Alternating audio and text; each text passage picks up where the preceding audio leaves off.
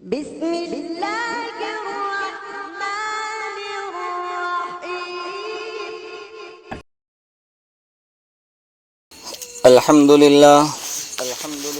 الحمد لله كفى وسلام على عباده الذين اصطفى.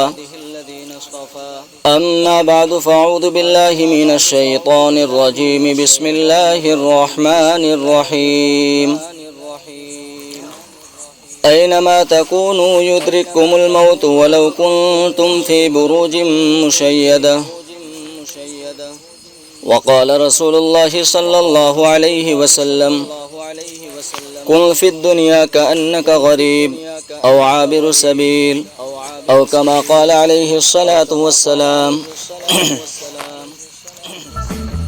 محترم عزیزو،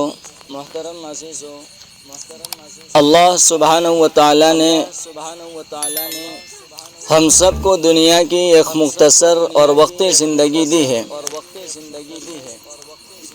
اور ساتھ ہی ساتھ اللہ رب العزت نے اس مختصر زندگی کے مقصد کو بھی بیان فرما دیا کہ اس مختصر اور وقتی زندگی کا مقصد کیا ہے. فرمایا کہ اس کا مقصد اس زندگی کے اندر رہتے ہوئے اللہ سبحانہ و تعالیٰ کی مرضیات کو پورا کرنا، اللہ کے احکامات کے مطابق زندگی گزارنا، اور جناب محمد الرسول اللہ صلی اللہ علیہ وسلم کی سنتوں کے مطابق زندگی گزارنا. اور ہم دنیا کے اندر دیکھتے ہیں کہ جب انسان کسی مقصد کو بھول جاتا ہے اور مقصد کو بھول کر کوئی انسان دنیا کے اندر منزل مقصود تک نہیں پہنچ سکتا، اور جو انسان بغیر مقصد کے کوئی کام کرتا ہے تو دنیا والے اس کو بے وقوف کہتے ہیں. تو اللہ جو ہم سب کا خالق اور مالک ہے، پوری کائنات کا مالک اور خالق ہے، وہ ہمیں بے مقصد بغیر مقصد کے کیسے پیدا کر سکتا ہے؟ تو اس نے ایک مقصد بھی بیان کیا کہ وہ مقصد یہ ہے کہ زندگی دینے والے کو پہچانو، زندگی کی خوشیاں دینے والے کو پہچانو، زندگی میں غم دینے والے کو پہچانو، زندگی میں ڈھیر ساری نعمتوں سے نوازنے والے خالق اور مالک کو پہچانو، اور اس کے حکم کے مطابق زندگی گزارو. کہ یہ زندگی کا مقصد ہے. اللہ رب العزت نے دنیا کے اندر ہمیں بھیجا ہے، اس کا ایک مقصد یہ بھی ہے لِيَبْلُوَكُمْ أَيُّكُمْ أَحْسَنُ عَمَلًا. قرآن کا ایک عجیب انداز ہے. ہر جگہ پر قرآن مقدس انسانوں کی رہبری فرماتا ہے اور انسانوں کو متنبہ کرتا ہے کہ انسانوں، تم دنیا کی زینت کو دیکھ کر، تم دنیا کی رنگینی کو دیکھ کر تم دنیا سے محبت کر بیٹھے، تم دنیا سے دل لگا بیٹھے، یہ تمہاری اپنی ناکامی کا فیصلہ ہے. اللہ نے ایک عجیب انداز بیان فرمایا: الذی خلق الموت والحیات. اللہ کی بابرکت ذات وہ ہے جس نے موت کو اور زندگی کو پیدا کیا، بنایا. حالانکہ ہم دنیا کے اندر دیکھتے ہیں پہلے زندگی ملتی ہے، بعد میں موت آتی ہے، لیکن یہاں پر اللہ نے پہلے موت کے لفظ کو استعمال فرمایا، پھر اس کے بعد زندگی کے لفظ کو استعمال فرمایا. یہ اشارہ اس بات کی طرف تھا کہ میرے بندو، زندگی ایک دھوکہ ہے، موت حقیقت ہے. ہمیشہ حقیقت پہلے ہوا کرتی ہے، اس وجہ سے اللہ نے موت کو پہلے بیان فرمایا، اس کے بعد زندگی کو بیان فرمایا. کہ دنیا کی زندگی ایک دھوکہ ہے. کہ کیسے دھوکہ ہے؟ بزرگوں نے اس کی ایک عجیب مثال دی کہ جس طریقے سے لائٹ نہیں ہوتی، بجلی نہیں ہوتی، تو ہم چراغ جلاتے ہیں. چراغ کو کھلے میدان میں رکھ دے، پتہ نہیں کس سمت کی ہوا سے وہ چراغ گل ہو جائے گا، بجھ جائے گا. کہ چاروں طرف سے ہوائیں چلتی ہے، یہ چراغ ابھی بجھ جائے گا. فرمایا زندگی ایک چراغ کے مانند ہے. ہم دنیا کے اندر رہتے ہیں، پتہ نہیں کس مصیبت کی ہوا لگ جائے، کس پریشانی کی ہوا لگ جائے، اور ہماری زندگی کا چراغ بجھ جائے، گل ہو جائے. اس لیے فرمایا کہ زندگی ایک دھوکہ ہے، اور زندگی کے اندر رہ کر دنیا سے دل لگانا یہ نادانی ہے، اپنی قبر کو بھولنا یہ نادانی ہے، اپنی آخرت کو بھولنا یہ نادانی ہے. مقصد سے ہٹ کر زندگی گزارنا بے وقوفی اور نادانی ہے. تو عقل مند انسان وہ ہے جو دنیا کے اندر رہ کر دنیا کے جھمیلوں کے اندر رہ کر دنیا کے کاروبار دھندے اور مشغلوں کے اندر رہ کر فرمایا کہ جو اپنے خالق کو پہچانے، جو اپنے خالق اور مالک کی مرضی کے تابع ہو جائے، اپنی مرضی ساری مرضیات کو اللہ کی مرضیات کے تابع بنا دے، فرمایا وہ عقل مند انسان ہے جو مرنے سے پہلے موت کو یاد کرے، ورنہ مرنے کے بعد تو کافر بھی یاد کرتا ہے زندگی کو۔ فرمایا موت سے پہلے موت کو یاد کرے، قبر کے گھڑے میں داخل ہونے سے پہلے قبر کے گھڑے کو یاد کرے، اس کی تنہائی اور اس کی وحشت اور اس کی خوفناک منظر کو یاد کرے، آخرت کے خوفناک احوال کو یاد کرے۔ یہ عقل مند انسان کی نشانی ہے۔ اور آئے دن جنازے اٹھتے ہیں، انسان اپنے کندھوں سے جنازے اٹھاتا ہے، یہ انسان کو اس بات کا احساس دلاتا ہے۔ مردہ بزبان حال کہتا ہے کہ مجھے کندھے پر اٹھانے والے، تو مجھے اپنی منزل تک نہیں پہنچا رہا، بلکہ میں تجھے قبرستان تیری منزل دکھانے جا رہا ہوں، تاکہ تو اپنے اعمال کو درست کر لے، اپنے ایمان کو درست کر لے، اپنے خالق کے درمیان کے رشتے کو مضبوط کر لے۔ ہماری زندگیوں کے اندر جو اللہ کی نافرمانیاں ہیں، حکم عدولیہ ہیں، جناب محمد رسول اللہ صلی اللہ علیہ وسلم کی سنتوں کی جو مخالفت ہے، دنیا کی محبت ہے اور آخرت سے غفلت ہے، فرمایا کہ یہ دور ہو جائے، انسان قبر کی زیارت کرے، انسان قبرستان کے اندر جائے۔ کہا کہ قبرستان وہ جگہ ہے کہ جہاں پر ایک امیر آدمی کی بھی قبر ہے، پڑوس میں غریب آدمی کی قبر ہے، دنیا میں دونوں کا رہن سہن الگ تھا، لیکن فرمایا قبرستان کے اندر گئے، دونوں کی جگہ ایک ہے۔ فرمایا کہ مالدار تھا، امیر تھا، اس کی قبر بھی 6 فٹ کی ہے، فرمایا غریب تھا، اس کی قبر بھی 6 فٹ کی ہے۔ کہا کہ وہ مالدار تھا، مخمل کے بستروں پر سونے والا تھا، لذیذ غذائیں کھانے والا تھا، لیکن فرمایا کہ وہ قبر کے کیڑوں کی خوراک بن رہا ہے۔ غریب آدمی کا بھی یہی حشر ہے۔ میرے دوستو، اللہ نے دنیا دی ہے، دنیا کی زندگی دی ہے، اس زندگی کے ہر پل کو غنیمت سمجھے۔ پتہ نہیں یہ زندگی کب ہم سے دھوکہ دے دے، یہ زندگی ہم سے رخصت ہو جائے اور ہمیشہ کی ہم نیند سو جائیں، ہم موت کے آغوش میں چلے جائیں، ہم یہ دنیا دھری کی دھری رہ جائیں، ہم تنے تنا اللہ کے پاس میں چلے جائیں، ہم قبر کے گھڑے کے حوالے ہو جائیں، ہمیں پتہ نہیں۔ اس لیے فرمایا کہ دنیا کے اندر رہتے ہوئے اللہ کے احکام کو سمجھو۔ اللہ کے حبیب صلی اللہ علیہ وسلم نے مسلمان ہونے کی جو نشانیاں بتلائی ہیں، وہ نشانیاں، وہ علامات ہماری زندگیوں کے اندر پیدا کریں۔ کہ فرمایا مسلمان اپنی زبان کا غلط استعمال نہیں کر سکتا، نہ زبان سے غیبت کر سکتا ہے، نہ زبان سے جھوٹ بول سکتا ہے، نہ زبان سے کسی کو تکلیف دے سکتا ہے، نہ گالم گلوچ کر سکتا ہے۔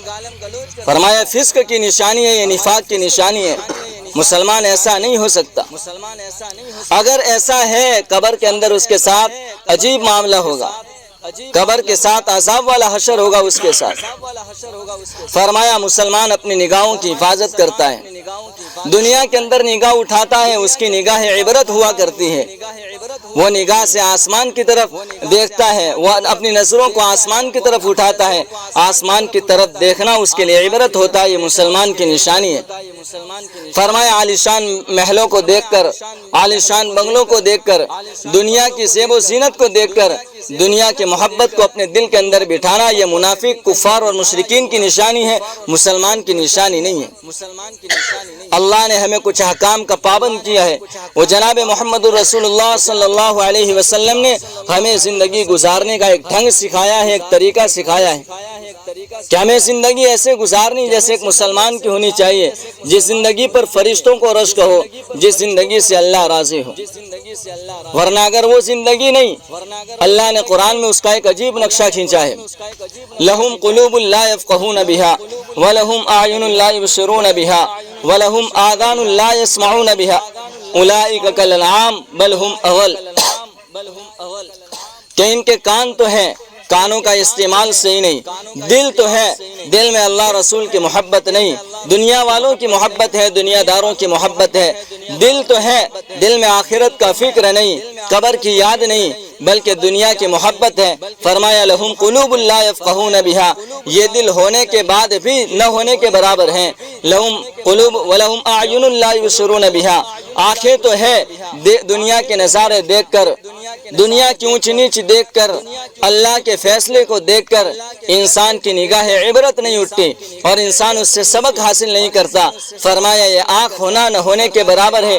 آگے اللہ فرماتے ہیں اولئک کالانعام، یہ ایسے لوگ ہیں جن کے کانوں کا استعمال صحیح نہیں، جن کے دلوں کا استعمال صحیح نہیں، جن کی آنکھوں کا استعمال صحیح نہیں۔ فرمایا کالانعام، وہ جانوروں جیسے ہیں، بلکہ فرمایا بل ہم اضل، جانوروں سے بھی گئے گزرے ہیں۔ اللہ نے ایک جانور کی قرآن مقدس میں تعریف فرمائی ہے والعادیات ضبحا فالموریات قدحا، کہ گھوڑا اپنے مالک کا فرما بردار ہوتا ہے۔ مفسرین لکھتے ہیں کہ وہ مالک اس کا خالق نہیں ہے، اس نے گھوڑے کو پیدا نہیں کیا بلکہ اس تک چارہ پہنچانے کا ایک ذریعہ بنتا ہے۔ گھوڑا مرتے دم تک اپنے مالک کی نافرمانی نہیں کرتا۔ فرمایا ہم انسان ہیں، اللہ کی آئے دن نعمتوں کو استعمال کرتے ہیں، صبح سے لے کر شام تک کوئی لمحہ ایسا نہیں گزرتا جس لمحے میں اللہ کی نعمت کو استعمال نہ کرتے ہوں، لیکن فرمایا یہ انسان نادانی پر اتر جاتا ہے، یہ نافرمانی پر اتر جاتا ہے، اللہ کی انعامات کو ٹھکرا دیتا ہے، نعمتوں کی ناشکری کرتا ہے، اللہ کی نافرمانی کرنے لگ جاتا ہے۔ اللہ فرماتا ہے وہ انسان تو شکل میں انسان ہے، صفات میں حیوان اور جانور ہے۔ ہم اندازہ لگائے میں کسی کے بارے میں کیا فیصلہ کروں، کوئی میرے بارے میں کیا فیصلہ کر سکتا ہے؟ ہر انسان اپنی زندگی کا جائزہ لے، میری زندگی میں رب کے کتنے احکامات ہیں؟ کیا وہ اللہ جس نے ہمیں زندگی دی وہ زندگی لینا نہیں جانتا؟ جس اللہ نے ہمیں دنیا کا سکون دیا، زندگی کی نعمتیں دی، وہ اللہ نعمتیں چھین نہیں سکتا، وہ اللہ غم کے پہاڑ ہم پر توڑ نہیں سکتا، وہ تو قادر مطلق ہے۔ انہ علی کل شیء قدیر، وہ ہر چیز پر قدرت رکھنے والا ہے۔ ہم سمجھے ہم کس رخ پر جا رہے ہیں بزرگوں؟ ہم مسلمان ہیں، ہم نے اسلام کا شیوا چھوڑ دیا، اسلام کے شعار کو اور اسلام کے پٹکے کو ہم نے اپنے جسم سے نکال کر پھینک دیا۔ ہمیں شریعت طریقت پسند نہ آئی، ہمیں حبیب صلی اللہ علیہ وسلم کا طریقہ پسند نہ آیا، اللہ کے احکامات سے ہم روگردان ہو گئے۔ مسجدوں کے اندر مؤذن اذان دیتا ہے اللہ اکبر اللہ اکبر، یہ وہ صدا تھی، جانور بھی اس کی گواہی دیتے ہیں، دنیا کا ہر ذرہ اس کی گواہی دیتا ہے۔ لیکن میرے مسلمان بھائیوں بتاؤ کیا آج کا مسلمان اذان ہوتی ہے گانوں کی آواز کم کرنے کو تیار ہے؟ یہ مسلمان ہے ہمارا۔ اذان ہوتی ہے، بعض غیروں کے دلوں میں اس کی عظمت ہے، لیکن ہمارے مسلمان بھائی ہیں حرام کاری کو چھوڑتے نہیں ہیں۔ اذان کی آواز کی عظمت دلوں سے نکل چکی کہ اذان کی آوازوں کی عظمت نہیں۔ ہم مسجدوں میں نماز کو آتے ہیں، ہم مسجد کا کتنا حق ادا کرتے ہیں، نمازوں کا کتنا حق ادا کرتے ہیں، ہم اپنے مسلمان بھائیوں کا کتنا حق ادا کرتے ہیں۔ مسلمانوں یہ ہماری زندگی کا طریقہ نہیں ہے۔ رسول اللہ ہمیں یہ دین دے کر نہیں گئے جو ہمارے اعمال ہے، ہمارے اعمال کو دیکھ کر غیروں نے ہم پر طعنے کسے ہیں، غیروں نے ہم پر الزام دیے ہیں، غیروں نے ہمارے اسلام کو بدنام کرنے کی کوشش کی ہے۔ کس بنیاد پر بزرگوں؟ کیا انہوں نے تاریخ پڑھی ہے؟ کیا انہوں نے اسلامی ہسٹری پڑھی ہے؟ نہیں، انہوں نے اسلامی ہسٹری نہیں پڑھی، انہوں نے مسلمانوں کے اعمال دیکھے کہ یہ کیسا مسلمان ہے۔ ان کا نبی تو سود کو حرام کر کے گیا، ان کا نبی تو جھوٹ کو حرام کر کے گیا، ان کا نبی تو جوئے کو حرام کر کے گیا، ان کا نبی تو آپس میں گالم گلوچ کو حرام کر کے گیا، ان کا نبی تو آپس میں قتل و غارت گیری کو حرام کر کے گیا۔ آج کا یہ مسلمان ہے کہ کون سا جرم اس کی زندگی میں نہیں پایا گیا؟ جن گناہوں کی وجہ سے اللہ نے قوم لوط کو برباد کیا، اللہ نے حضرت شعیب علیہ السلام کی قوم کو برباد کیا، وہ جرائم وہ گناہ کیا ہم میں موجود نہیں ہے؟ لیکن یہ تو اللہ ڈھیل دے رہا ہے۔ ایسا نہیں کہ اللہ جو ہے اللہ ہم سے غافل ہے، نعوذ باللہ۔ وَلَا تَحْسَبَنَّ اللَّهَ غَافِلًا عَمَّا يَعْمَلُ الظَّالِمُونَ، اے ظالموں تمہارے کرتوت سے ہمارا خدا بے خبر نہیں ہے، وہ باخبر ہے۔ اللہ فرماتے ہیں اے انسانوں میں تمہارے اعمال کو دیکھتا ہوں، تم سارے کے سارے میری نظروں میں ہو، میرے فرشتے تمہارے کرتوت لکھ رہے ہیں، میری زمین گواہی دینے کے لیے تیار ہے، آسمان کا وہ ٹکڑا بھی گواہی دے گا، زمین کا وہ حصہ بھی گواہی دے گا، تیرے جسم کے اعضاء بھی تیرے خلاف گواہی دیں گے۔ پھر فرماتے اللہ کلوا وتمتعوا قلیلا انکم مجرمون، کھاؤ اور تھوڑے دن کے مزے اڑا لو، پھر تمہارا انجام برا ہے۔ میرے دوستو، یہ قرآن کس کے لیے اترا؟ ہمیں متنبہ کرنے کے لیے اترا، لیکن قرآنی آیات ہمیں پسند نہیں، اللہ کے حبیب صلی اللہ علیہ وسلم کی سنتیں اور آپ کی مبارک حدیث ہمیں پسند نہیں، اسلامی احکام ہمیں پسند نہیں ہے، ہم تو غیروں کے طریقے پر گئے۔ میں کہا کرتا ہوں، اگر کوئی مالدار آدمی کسی غریب کے در پر چلا جائے بھیک مانگنے کے لیے، دنیا اس کو بے وقوف کہے گی۔ رسول اللہ نے ہمیں امیر بنایا ہے، زندگی کا جون سا شعبہ ہو اس کا طریقہ، اس کو کرنے کا طریقہ ہماری شریعت میں موجود ہے۔ اگر ہم یہودیوں کے طریقے پر جا پڑتے ہیں، ہم نصارہ کے طریقوں پر جا پڑتے ہیں، ہم ان کے در پر ان کی تہذیب کی، ان کے کلچر کی بھیک مانگتے ہیں، اللہ ہمیں بے وقوف کہے گا۔ کہ نادانو، محمد رسول اللہ کے واسطے سے میں نے مکمل دین تم پر اتار دیا تھا، تم کہاں چلے گئے؟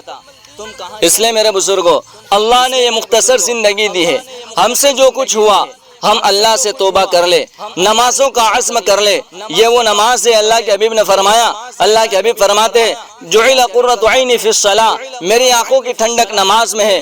کفار نے میرے نبی کی آنکھوں کو ٹھیس نہیں پہنچائی، اگر میرے نبی کی آنکھوں کی ٹھنڈک کوئی چھین رہا ہے، ہم مسلمان ہیں، ہم نمازیں چھوڑ کر رسول اللہ کو تکلیف پہنچا رہے ہیں۔ فرمایا کفار اور مشرکین نے جیتے جی حضور کو تکلیف پہنچائی تھی، ہم مسلمان ہیں، قبر میں جانے کے بعد بھی حضور کو چین سے رہنے نہیں دیا، ہم نے تکلیفیں پہنچائی ہیں۔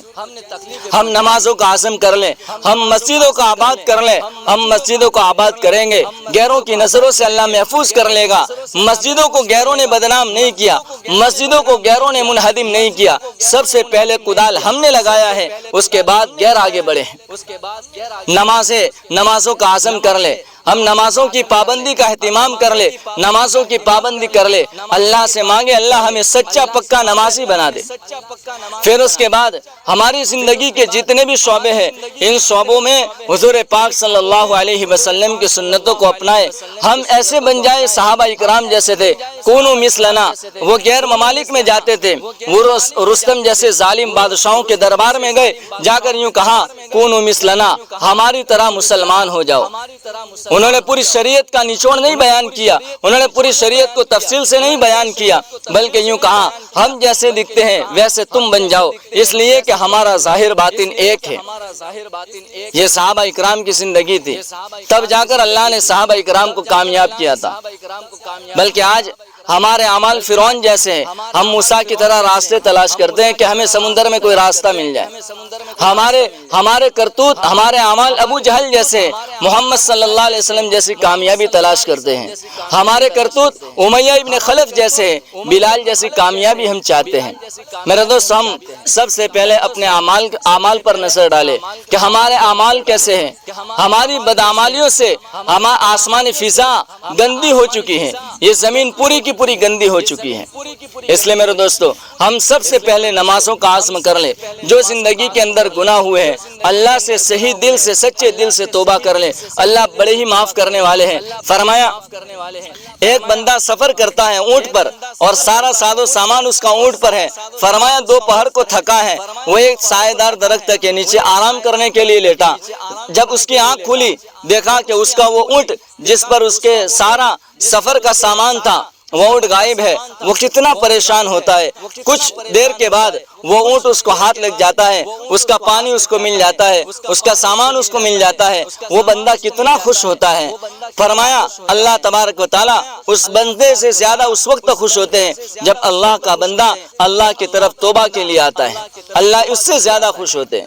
وہ اللہ ہم پر بہت زیادہ مہربان ہے، وہ ہم سے بے حد محبت کرنے والا ہے۔ اس لیے میرے دوستو، ہم اللہ کے دربار میں رجوع کریں۔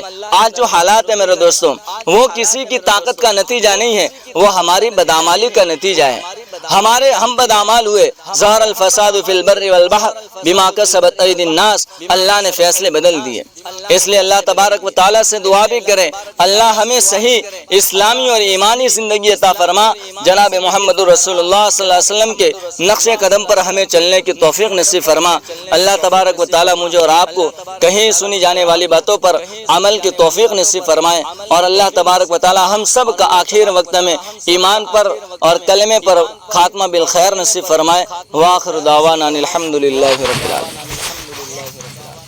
درود شریف. الحمد لله رب العالمين. اللهم صل على سيدنا ومولانا محمد وبارك وسلم. ربنا ظلمنا أنفسنا وإن لم تغفر لنا وترحمنا لنكونن من الخاسرين. لا إله إلا أنت سبحانك إني كنت من الظالمين. اللهم اصلح لنا شأننا كله ولا تكلنا إلى أنفسنا طرفة عين. اللهم إنك عفو تحب العفو فاعف عنا. اے اللہ ہمارے گناہوں کو معاف فرما. اے اللہ ہماری خطاؤں سے درگزر فرما. اے اللہ تک کی غفلتوں کو لرزشوں کو معاف فرما. اے اللہ زندگی کا ہر لمحہ تیری نافرمانی میں گزارا ہے. اے اللہ زندگی کا ہر پل تیری نافرمانی میں گزارا ہے. اے اللہ تیری زمین پر رہ کر تیرے آسمان کے سائے تلے اے رب ذوالجلال ہم نے تیری نافرمانی کی ہے. اے اللہ ہم نے تجھ سے دشمنی مولی ہے. اے اللہ تو ہمیں معاف فرما دے. ہمارے اس جرم عظیم کو معاف فرما دے. اے اللہ بقیہ زندگی تیری اطاعت کے ساتھ گزارنے کی توفیق نصیب فرما. تیری اطاعت کی توفیق نصیب فرما. نیکیاں کرنے کی توفیق نصیب فرما. نیکیوں سے محبت عطا فرما. بدیوں سے نفرت عطا فرما. اے اللہ ہمیں پتہ نہیں ہماری کتنی زندگی باقی ہے. اے اللہ ہم تو پورے یقین کے ساتھ یہ بھی نہیں کہہ سکتے ہم فجر پڑھ پائیں گے یا نہیں. اے اللہ جتنا بھی حصہ ہماری زندگی کا باقی ہے اے اللہ اس حصے کو تیری اطاعت کے اندر لگا دے. تیری نافرمانی سے بچا لے. اے اللہ ہمیں مثالی مسلمان بنا دے. اے اللہ تیرے حبیب کی سنتوں کو اپنانے والا بنا دے.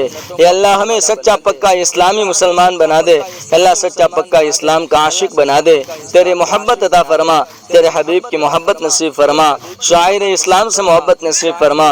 قرآن سے محبت نصیب فرما. قرآن حکام پر عمل کی توفیق نصیب فرما. اے اللہ جب ہمارا وقت آخر آ جائے ہمیں کلمہ نصیب فرما دے. اے اللہ اچانک کی بری اور حادثات کی موت سے ہماری حفاظت فرما لے. اے اللہ جو تیرے بندے اس دنیا سے رخصت ہو چکے ہیں اے اللہ تیری رحمت کو پہنچے ہیں اے اللہ ان تمام کی تو مغفرت فرما. اے اللہ ان کے درجات کو بلند فرما. اے اللہ خصوصاً محمد بھائی اسماعیل بھائی اے اللہ جن کے لیے یہ تعزیتی پروگرام کیا گیا اے اللہ تو ان کی بال بال مغفرت فرما. اے اللہ ان کے درجات کو بلند فرما. اے اللہ ان کے سیئات کو معاف فرما. اے اللہ ان کے حسنات کو قبول فرما. اے اللہ ان کی نیکیوں کو قبول فرما. اے اللہ ان کی نیکیوں کو قبول فرما. اے اللہ کل سے لے کر ابھی تک اے اللہ ان کے گھر والوں نے ان کے رشتہ داروں نے ان کے متعلقین نے ان کے نام پر جو کچھ پڑھا ہے قرآن پاک کی تلاوت کی ہو یا ذکر و اذکار کی صورت میں ہو اے اللہ یا صدقہ و خیرات کیا ہو اے اللہ ان تمام کو اپنی بارگاہ میں قبول فرما کر اس کا پورا ثواب مرحوم محمد بھائی کو پہنچا دے. اے اللہ اس کی برکت سے ان کے درجات کو بلند فرما. ان کی قبر میں روشنی پیدا فرما. ان کی قبر میں وسعت عطا فرما. ان کی قبر کو جنت کا باغ بنا دے. ان کی قبر میں جنت کی کھڑکیاں کھول دے. جنت کی ہوائیں چلا دے. جنت کی خوشبو سے ان کی قبر کو مہکا دے. اے اللہ آخرت کے تمام احوال تمام منزلیں ان کے لیے آسان فرما دے. اے اللہ قبر کی وحشت ناک منظر سے ان کی پوری حفاظت فرما. اے اللہ آخرت کے تمام احوال اور منزلیں ان کے لیے آسان فرما. اے اللہ میدان محشر کی رسوائی سے حفاظت فرما.